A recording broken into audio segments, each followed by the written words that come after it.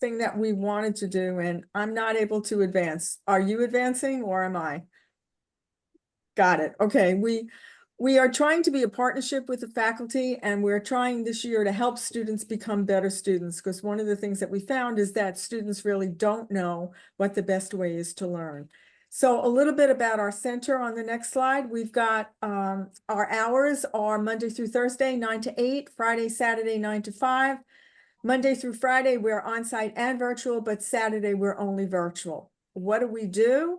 Our next slide shows that we are a multimedia center, which means that we have computer tutorials on all topics in math department courses, as well as courses in the college that use math. We're also a study center. We have study groups, and we have tables reserved for the different topics. We're a tutorial center. We offer boot camps so students can brush up on materials before classes start. In the event they don't get to that, they can go to our website and use our brush up skills, which tells them everything they should know from day one. So if you are in a course that uses math, you can send us the skills that you expect your students to have, and we can work with them on that. We also offer workshops, including study skills workshops. A lot of the times the problem isn't the math, but it's how to learn the math anxiety, test taking skills, time management, etc. And we also offer review sessions in calculus and statistics. We also have online tutorials for any course. So in fact, if you are teaching, let's say, a political science course, and your students need to know how to read graphs and charts, and they're not real sure how to do that, we can set up a tutorial program for your particular course so that they can work on their own at home or at school and brush up on those. We also have textbooks if any of the students want to use supplemental textbooks. We're on the 7th floor of the library, and our general info is dmlc@hunter.cuny.edu. Sheana, go ahead. Okay, I'll keep going then. No, I'm here. I'm sorry. Okay, go ahead. I was blocking the audio microphone Sorry. piece. Hello, everyone. Good morning. I'm Sheana Powell. I'm the Deputy Director of the Docenti Math Learning Center, and I want to talk a little bit about some of our initiatives. We had the Student Success Conference this past summer with well over 100 students that showed up. We had different sessions about how to be successful in your math course and how to be successful as a student in general here at Hunter.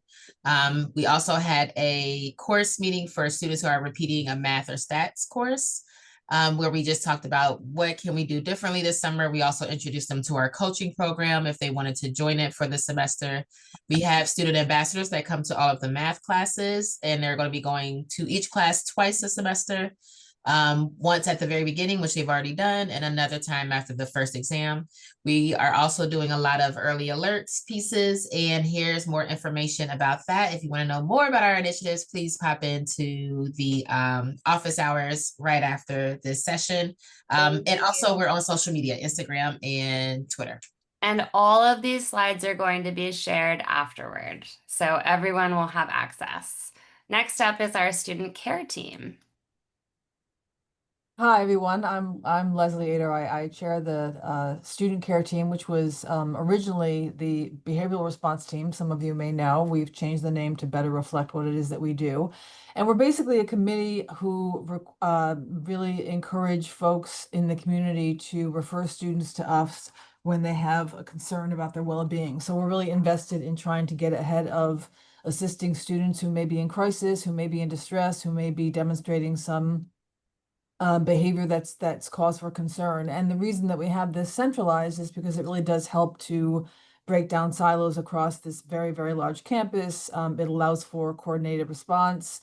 It alerts us to patterns over time and across different contexts that maybe, an individual, on the campus wouldn't necessarily be aware of. And it really does lend to a more proactive and preventative approach that we take. So, we're really interested in hearing about students who are struggling in some way. There really is no inappropriate referral, but we generally get referrals about students who are struggling academically, who are demonstrating some emotional distress, who actually report to an instructor or somebody that they're in distress. And we're interested in hearing from faculty and staff and others, because part of what we do, aside actually, connecting with students and trying to get them to the right resources, but we'll also do a good deal of consulting, because sometimes when we get a referral, we don't necessarily reach out to the student directly ourselves, but what we think is often more appropriate is to engage the person who's made the referral in a conversation about how to have a certain kind of conversation with the student and how to start that dialogue, because it's often the most effective or the sort of the first line indication that that's where the conversation should start. Let me stop just to see if anyone else, we've got a couple of not BRT, now it's SCT. Yeah. I got to get this in my brain, which is going to probably take a month. But if there's anyone else on this team that wants to add to it, I'm mindful of the time. I just want to emphasize, I'm Staci. Hi, I'm a member of the care team and the director of the counseling center. What Leslie said is we often get asked what rises to a level of concern, and it's literally anything. If you're concerned, then that's sufficient to make a referral, because we're going to talk to you and try to figure out how to support the student. And you don't need to really know what's going on or why, or maybe feel like I'm not really sure why I'm concerned, but this is happening. That's okay. We'll have a conversation. We'll figure out how we can support the student together. And by the way, you will know, I mean, part of the consultation is a discussion about what the next steps are. So it's not like it's going to be a mystery. You're going to hear about it if we decide to reach out to the student, and you'll obviously hear about it if our recommendation is that you be the first line person to sort of start that conversation, that dialogue with the student. Sorry, Peggy, you were going to say something? It looked like. Yeah, actually, what I wanted to emphasize actually was just how enormous the benefit is for a team at the college to know about students who have any kind of issues or concerns or whatnot. Because we're unified, and it's across the entire campus community. So you know that, like, we will, for us to be aware whether the person actually, we're familiar with the person. Sometimes we can be familiar with the student. So there's an enormous benefit, because we keep track of that year after year, many years. We can go back and say, okay, was this person someone that we helped before, so I just wanted to say that emphasize that. Thank you so much, student care team. Up next is Navigate. Hi everyone, my name is Rebekah Mbetse, and I co-manage Hunter's Navigate platform alongside Brian Buckwald. Today, we just want to highlight a few of the top questions we think new faculty might have when getting started, and you can go to the next slide, please. To give some context, this past year, over 18,000 students and nearly 600 faculty and staff use Navigate, with more than 200 of those faculty and staff counted as active power users. That usage is only growing, which is why we want to focus on the practical questions new faculty often ask. Next slide, please. Question 1, what can students do in Navigate? Students can use the Navigate app to schedule appointments with offices across Hunter, like advising, tutoring, financial aid, etc. They can check their class schedule, track to-dos and deadlines, and message their team of advisors, professors, and tutors. The app also lets students raise their hand to self-alert when they need help, create study groups with classmates, look up campus offices with directions and contact info, and get 24/7 support from the chatbot. Question 2, what can I do as an instructor in Navigate? All instructors automatically get access to Navigate as soon as they're assigned to a class in CUNY first. With that Navigate access, you can view your course rosters, send messages to students, and issue alerts if there are academic concerns. You can also add notes. By default, your notes aren't visible to students, but you can choose to make them visible to your students, and can even include attachments, all of which post directly to the student's app. Question 3, what are early alerts and how should I use them? Early alerts allow you to flag academic concerns like lack of attendance, missing assignments, or low participation. Submitting an alert routes the information you've provided to advisors and applicable support offices within Navigate, which then triggers outreach and follow-up. It also allows us to cross-reference alerts across courses. So if a student has multiple concerns raised by different professors, the outreach team has a fuller picture of what's happening and can connect the student with the right support. And with that, I'll now hand it over to Brian, who will talk about the 24/7 chatbot in Navigate and the different ways you can get training and support as you start to use the platform. Thank you, Rebekah, and good afternoon, everyone. My name is Brian Buckwald, Associate Dean for Student Achievement. Navigate a year ago started a new chatbot, and this is a brand new feature within the tool. Hunter was one of 5 campuses nationally selected for that opportunity. And as a faculty member, this chatbot, you should know, has been trained with a lot of the basic information at Hunter, basic information that's either on our websites or in our catalog, other authoritative PDF information. And so when students come to you and just have general questions, who should I go to for what, or what should I do for this and that situation? The chatbot is available through the app. It's available 24/7. Super interestingly, one of the most popular times for the app is between 5 and 6 p.m. Maybe students, that's a popular commute time or a big lab time. But it's a big opportunity for the college to also get feedback on where knowledge gaps are, and we're able to keep feeding the bot with new information.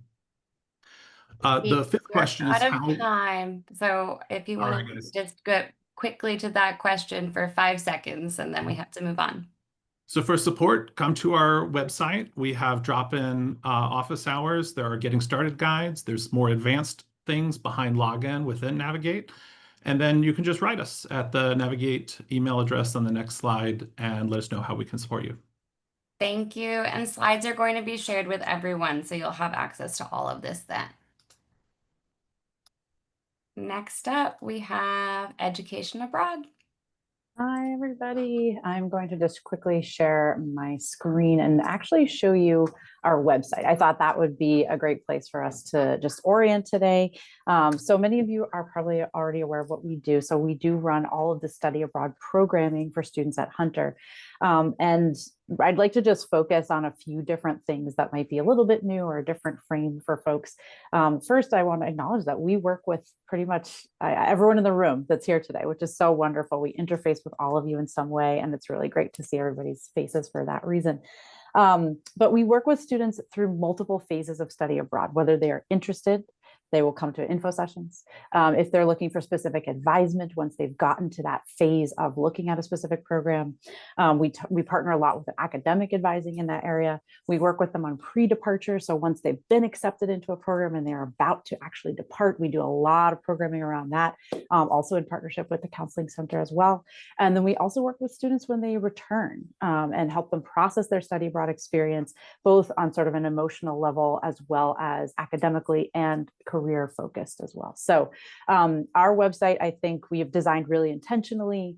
I see it very much as the place to go if you're looking for information. And we've also even designed this nav menu, this left-hand sidebar, as a way for students to move chronologically through the steps that they should be considering when they're thinking about study abroad. So start at the top, go through, and you'll actually get to pretty much every single resource that they need in the order that they need it. So that's a little thing I wanted to point out.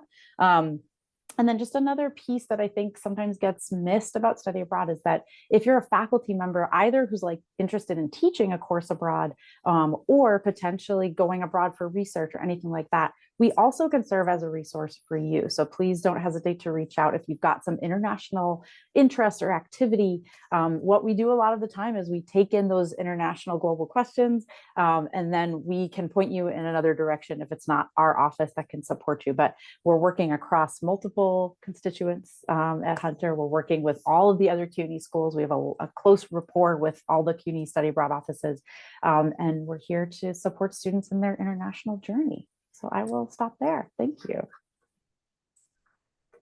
Thank you so much. Next, we have our Center for Digital Learning and Innovative Pedagogy. Hi, everyone. I'm Justin Tricarico. I'm an instructional designer at the newly renamed Center for Digital Learning and Innovative Pedagogy, formerly known as the Center for Online Learning. Thank you all for having me today. So what we do is we help faculty teach with technology. We help faculty use Brightspace, some of the more specialized technology tools that we have available at Hunter, like VoiceThread, Padlet, Top Hat. We meet with faculty and do individual consultations. We have a bookings page on our website where you can book time with me and my colleagues to meet one-on-one and talk about anything you'd like related to teaching with technology. One point I definitely want to make is that you don't need to come to us with a specific problem or a specific question. We can meet with you to look at your Brightspace course site or brainstorm with you on ideas for assessments and other activities that you can do online. One of my favorite memories, or one of my favorite experiences working with faculty, I worked with a faculty member who was interested in creating a podcast assignment for their course. So they made an appointment with me. They talked about what scaffolding they were doing in the course to build up to it, how they were incorporating existing podcasts in their course. And we figured out the learning outcomes she wanted to get out of the podcast assignment and identified the correct technology tools and worked out a plan to implement them. So we're happy to help faculty with anything like that. We can also give you feedback on your online course and just generally work with you to make your online course experience better for your students. We also offer many professional development opportunities. We offer multi-day course design camps. For this winter, we're offering a 3-day workshop called Camp AI, which goes over using AI in teaching, and a 3-day camp, module making camp, which goes over how to build online course modules. We offer multiple workshops every week, all just an hour, all on Zoom, going over all different topics of teaching with technology and open office hours for quick questions.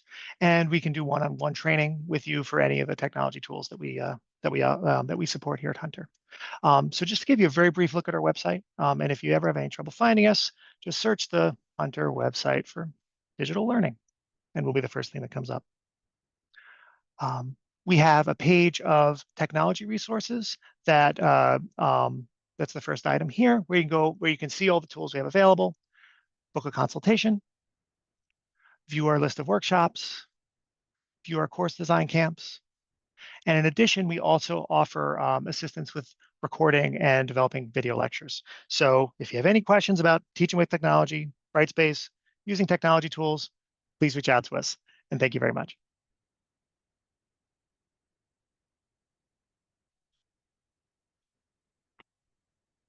Next up, we have our Writing Center.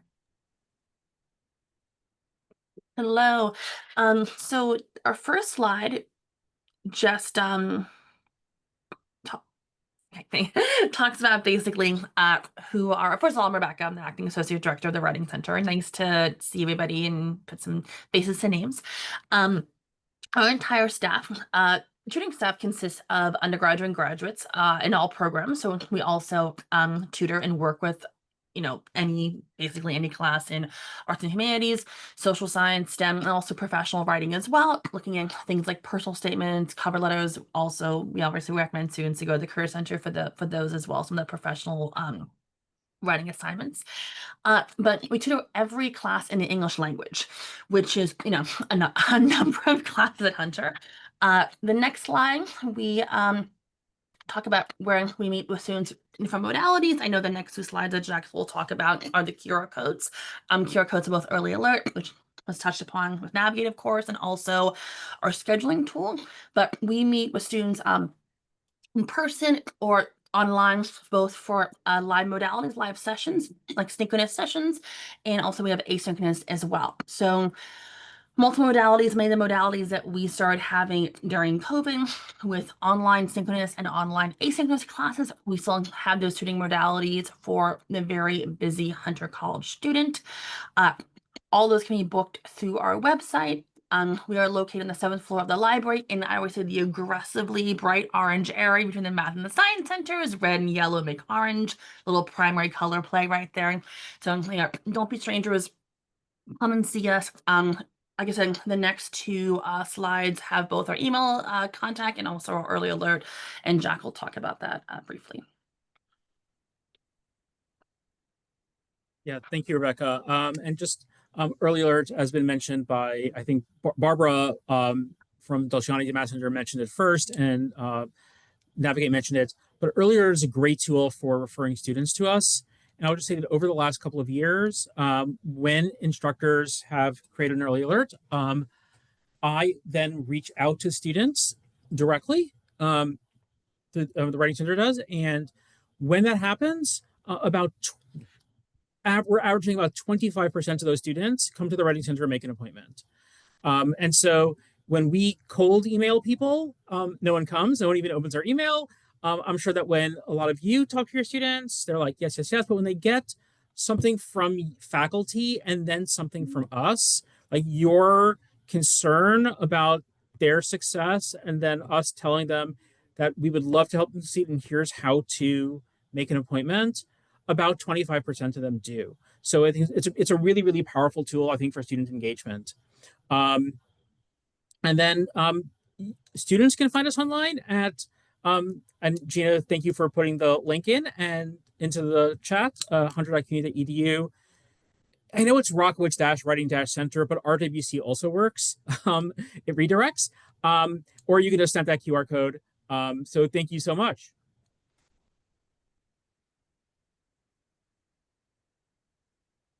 Thank you. Next up, we have Gina Levitan with the libraries. Yeah, hi everybody. Thanks so much for having me. I hope everyone can hear me okay. So let's get started. So it's at the library. There's lots of stuff at the library. If you could go to the next slide, please. Hi, I'm Gina, that's me, and I'm a reference and instruction librarian here at Hunter. Our offices are right next to ACERT, so if you're gonna stop by there, might as well stop and see us. Hunter College Library is actually made of quite a few. There's Cooperman Library, which is where I live, where ACERT lives, and where I'm broadcasting to you now. We're also home to the Archives, which is on the 4th floor, the Zabar Art Library, which is in the North Building on this campus, Social Work, which is on East 119th Street, though their collections will be joining us at Cooperman, the Health Science Library at Brookdale, and there's also the School of Ed Library, which is on the 6th floor, and that I should have put on my slides, but did not. So what is all in a library that will be helpful to you guys? If you go to the next slide, please. There's lots of key resources and services that we have here. I think especially for faculty, the big four are going to be reserves. Like, do you have required readings for your course? Do you want to put them on reserve for your course for your students to get easy access to? This is a great thing to get in touch with the library for. We also have just revamped our guide for faculty on placing items on reserve to make it a little bit more streamlined. Please take a look at it. Please reach out. Your subject specialist would love to hear from you. You could reach out to me. I can connect you the best as I can. I am not the reserves person, but I know them. So that happy to help. There's lots of spaces for faculty here, particularly in ACERT. And probably like your number one service and resource are going to be the librarians. So everyone has a subject specialist. Connect with yours. If you don't know who that is, we have a list on the website, or you could just literally walk on over and come talk to us. And we can be the person that can help you walk through the reserve process, help you with library instruction in your classroom for research support, support your students in their research endeavors, so on and so forth. There's a lot that we can do. And in terms of student supports, the library is home to lots of things. I would say tutoring centers that we met with, there's the AV desk for technology loans, chat and email. Our chat is run by real live librarians 24/7, research consultations, and lots more. So the next slide, please. So yeah, the big three I would say that we can help you with is instruction, consultations, and materials. All these things aren't just for students. They also aren't just for faculty. We would love to work with you on all of them. But if there's a couple things that you take from my little short presentation today, I'd say the number one thing is librarians want to hear from you. We always want to work with you. We want to talk to you. Next slide, please.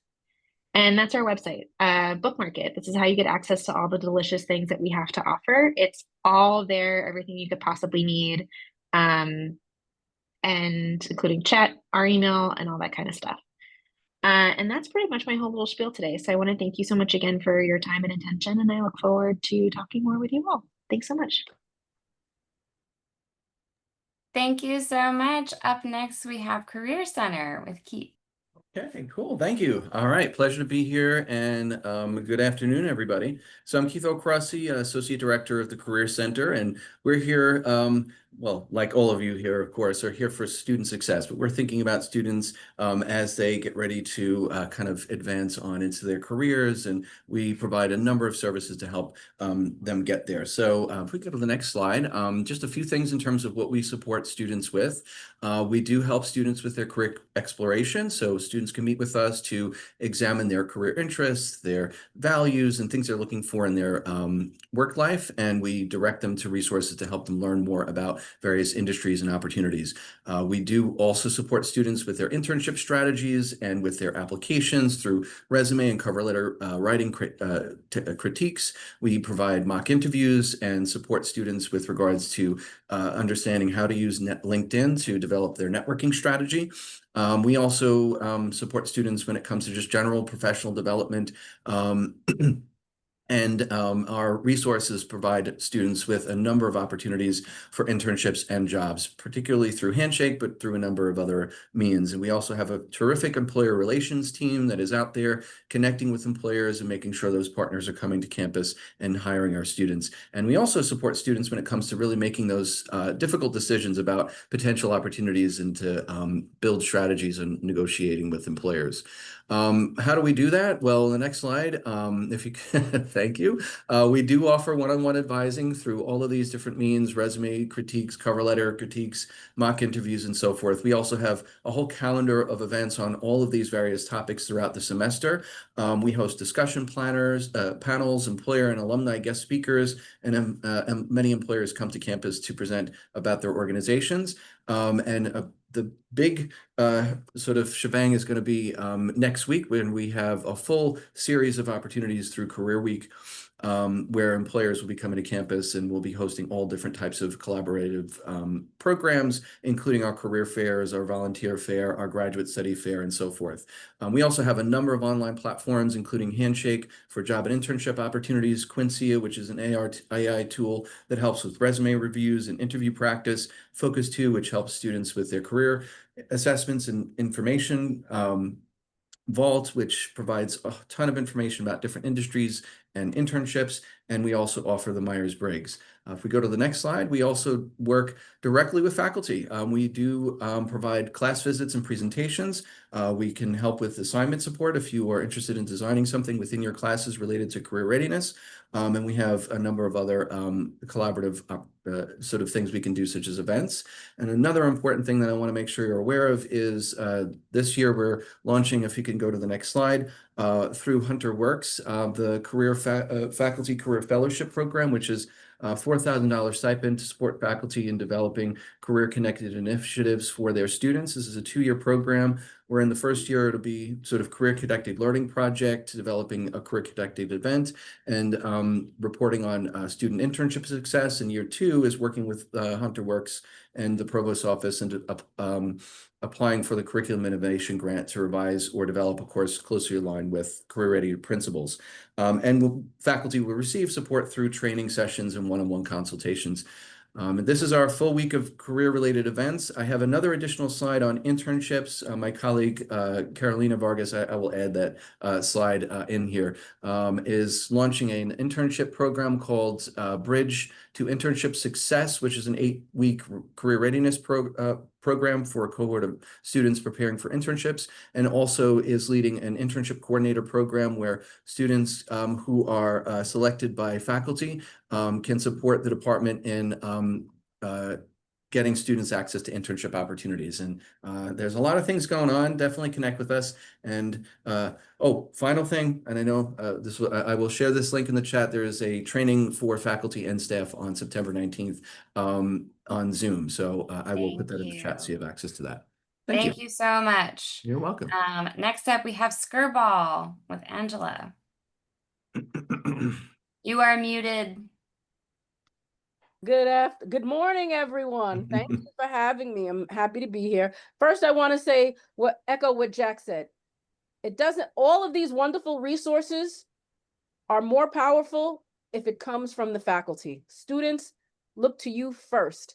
They associate you with the most important prized possession, and that's points. So if you say it, they're going to do it. So without further ado, let's see if I can share I can share. So here we go.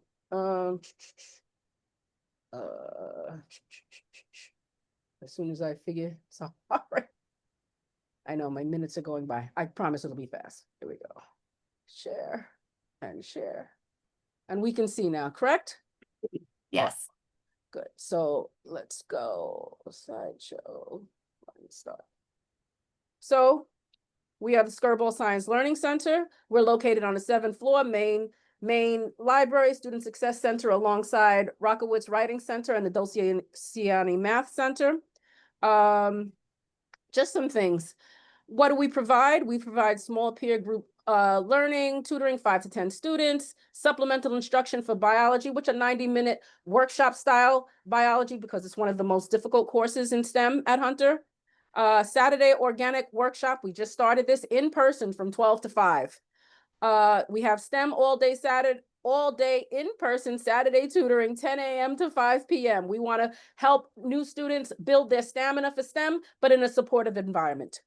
STEM specific academic advising, workshops and events for STEM, and volunteer and paid internships for many of our students. We're giving them the first job experience. So it's also professional development.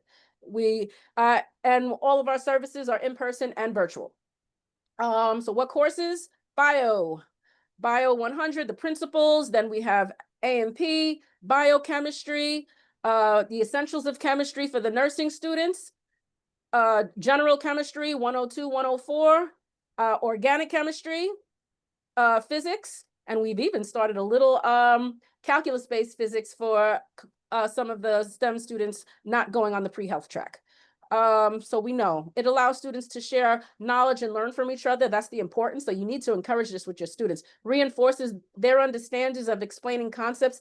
And again, peers can talk to each other and be more wrong to students than they can with you. They're afraid to ask you for questions. So encourage them to talk amongst their peers where they'll feel more relaxed. And exposes the common misconceptions easy, because a lot of times our students tutor by themselves and they're stuck for 3 hours. If they could have just asked someone, it would have been cleared in like 10 minutes. And then you get immediate feedback. So this is what it looks like when they peer tutor. And the most of the part, they're working very hard. So I always have to show pictures. Pictures are worth more than all the words that I can say, right? So how does it work? You schedule appointments via Navigate. We also take walk-ins. I also send team forms, because what I've learned that students don't see everything. You have 1,000 students, some see it this way, others see it that way. So we try to be multifaceted with our marketing strategies. So walk-ins are always welcome. And appointments are 4 to 8. Now they've been getting bigger, so we've been making space to accommodate that, sometimes 12. And they need to come prepared. Sometimes they don't. We tell them, just come listen to somebody else's question. You're going to need it eventually. You have time to make one more point, Angela, and then we'll share it all out with everyone afterward. All right. So, we just do a lot of events, community supporting. We brought them to convocation, all of these types of things. Our tutors are your students. And that's it. And then who are we? We're the ones devoted to the care of the future. So we're happy to be here and we're happy to help. But we need you guys to get the students to buy in. Thank you. Thank you so much. Thank you. Did I stop sharing? I'm sorry. I got you. Perfect. Next up, we have our Office of Accessibility.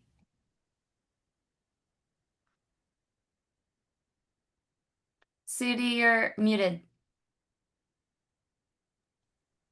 Hi everyone, I'm Sudi Shayesteh, Director of Accessibility. Good to be here. Very quickly, I'm going to share our website with you. So, there we are. Okay, our office is kind of commissioned by New York State to provide services for students with different types of disabilities. We happen to have the largest student population in CUNY. We are near 1,000 just for the fall semester so far. So, and we have majority of our students who are neurodiverse, and then we have students with emotional disabilities. We have the largest students within CUNY who are deaf and hard of hearing at Hunter. And then we have students also with physical disabilities. Now, our services are mainly focus on testing accommodation, classroom service accommodations, advocacy for students, and collaboration with other offices to troubleshoot. Now, in order to be able to do that, students have to self-identify, come forward. Some come in with documentation, some come in with history of having received accommodations in the past. Maybe they don't have an updated documentation, but evidence point to the fact that they have some sort of a hidden or physical disability for which they still need to continue receiving accommodations. Then we have the students with physical disabilities who don't necessarily need to submit any documentation. It's very obvious that they need services, so we provide it to them. And our office technically is the only entity on campus, university-wise, that can determine whether a student should receive accommodations or not. And once that is decided, we share their accommodation information with the rest of the community, with faculty, and a step through this Accommodate, which is a new system implemented through CUNY. And I don't know why I cannot go to that page. I was hoping to be able, there we are, to be able to share that information. Students submit requests for accommodation through Accommodate, submit their documentation. We receive that information. And once we receive that information, we give them an appointment within 2 weeks notice and decide what kind of accommodation, if they qualify for, they can receive. Then the faculty also receives this information through, if I can go in here, I hope. Then the faculty has to sign in through this, the portal. And if there is any accommodation, I'm not going to click on that, otherwise it's going to take you to the pages where my students are listed. But then if there is any outstanding letter from any of your students, it's going to be listed here. You click on the student name, you receive the accommodation letter about the student having verified what kind of accommodations they can receive. So basically, this is very simple until it becomes complicated. When you do not find your student information in the Accommodate, and at which point you sort of reach out to our office and we locate that information for you. Thank you, Sudi. You have time to make one more point. All right. Well, definitely visit our website. Definitely visit the pages that we have put together for faculty and staff. It's a wealth of information in there. And definitely reach out to us at any time for questions, concerns, and anything. Thank you. Thank you so much. Next up, we have the Humanities Action Lab. Hi, everybody. Thank you. We are brand new to campus. We just got here and we're excited to connect with all of you. So you can go, we're called the Humanities Action Lab, and my name's Shevčenko. I'm the co-director. You can go to the next slide. Oh, great. So we are mainly here to connect people with co-created student community projects around social justice issues as part of a national community of practice. You can go to the next slide. So we are a coalition of college community partnerships in about 40 different cities that's just come to run and coordinate this activity from Hunter College. Next slide. And we focus these collective actions across all of these communities where students and directly impacted people are working together around a couple of big shared experiences. Mass incarceration is one of them, and immigration detention. Another is environmental and climate justice, and a newer one is university-driven urban renewal. Next slide. So in each locality, faculty, students, and community leaders partner with each other to delve into the history of their community's experience with these shared issues, and then exchange those stories with each other through multimedia projects that they create. And I'll share one of them, States of Incarceration, which is, next slide, thank you, and next slide. Was created by over 1,000 students working with formerly and currently incarcerated people in 28 different cities. They each, next slide, explored the history of incarceration in their own states or their own communities, and decided what questions those raised, and created these multimedia kind of local stories that you see here around the history in their localities. Next slide. And created lots of different oral history, short videos, visual essays that explored this deeper and captured conversations between students and experts in this area. Next slide. This exhibition is now at the Cooperman Library on the 6th floor. We're so grateful for the library staff. They're amazing. There's an educator guide available for faculty who want to use this to bring their students to complement their classrooms. And there's also a number of interactive elements that are both digital and tactile that can really get the conversation going. So this is like an overview of what we do. And the final slide is the different ways that we hope to connect with faculty and others and students here. So for faculty who are working or staff or students who are working in any of our sort of big collective thematic issues, we hope folks will bring their class to the exhibition using the oopsies. I don't remember what the things are, so I need to be able to see them, sorry. Okay. So if you're working in these big areas, we hope that you'll bring your class to the exhibition at the library this fall and use our educators guides or schedule a special tour with us. There's funding that we have from the Mellon Foundation to create a local story for one of our projects, as well as media support if you or your students might like to have guidance in how to create a multimedia portrait of an exploration of these issues. And we have virtual workshops with our national community that are happening all the time that allow exchange around community collaboration, and other sort of pedagogical issues in doing this work. So we hope to get to know everybody better and work with you all. Thanks. Thank you so much. Last but not least, we have counseling and wellness services. Hi, how are you all doing? Just give me 1 second. I'm just going to share my screen. Bear with me. Here we go. Hi guys, I know we've gotten a lot of information really fast in the past 45 minutes, but I'm the last one, I swear. My name's Kayla Valentine. I'm one of the psychological counselors with the CWS, which if you don't know what that stands for, it stands for Counseling and Wellness Services here at Hunter College. Now, what do we do? Well, Counseling Services offers free and confidential time-limited counseling to all our enrolled Hunter College students. We offer a number of different services, as you can see here. One of them being short-term psychotherapy, which entails attending an initial appointment with a counselor where one can discuss their concerns and receive a recommendation that best fits their needs. Now, for students, this can range from concerns anywhere from recently experienced trauma to struggles with transitioning just into Hunter. So whether it's a recently undergrad student or a transfer student, or if it's a graduate student, whoever's enrolled here, we want to make sure that we're here for them and whatever they might need. Now, I do want to give some context. When we do meet with the students, we determine what makes sense for them on a case-by-case basis. They're not guaranteed any number of sessions. This could range from short-term counseling in-house, but it can also be longer-term focused care in the community.